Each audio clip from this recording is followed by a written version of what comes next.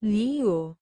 Ngayong araw, ang mga pahiwatig ng gabay ay nagsasabing may darating na positibong usapan na maaaring magbigay ng kasiyahan sa inyong pamilya o mga kaibigan. Gayunpaman, maging maingat ka sa mga negosasyon o transaksyon. Ang iyong aura ay maaaring hindi pa handa para sa mga usaping ito, kaya't mas mabuting ipagpaliban ang mga ito upang maiwasan ang posibleng pagkatalo o kalungkutan.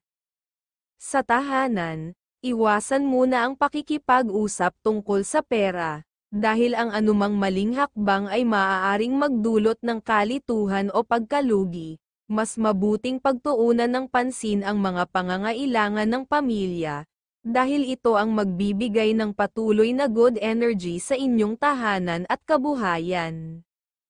Pagdating sa pera, iwasan ang pagpapautang o pagtulong sa ibang tao sa ngayon. May pahiwatig na mayroong lalapit sa iyo upang humiram, ngunit kahit na malapit sa iyo ang tao, mas mabuting huwag mo muna itong pagbigyan upang maiwasan ang hindi pagkakaintindihan o pag-aaway.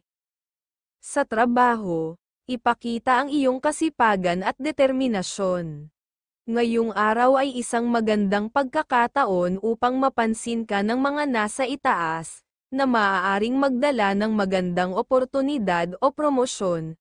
Huwag palampasin ang pagkakataong ito upang ipakita ang iyong kakayahan. Para sa dagdag na swerte, magdala ng mga bagay na may kulay na color green at color red. Ang mga masuswerteng numero mo ngayon ay number 11, number 30 at number 22. Tandaan na ang Aries ang iyong kaibigang zodiac sign na magdadala ng gabay kapalaran mula sa mga bituin.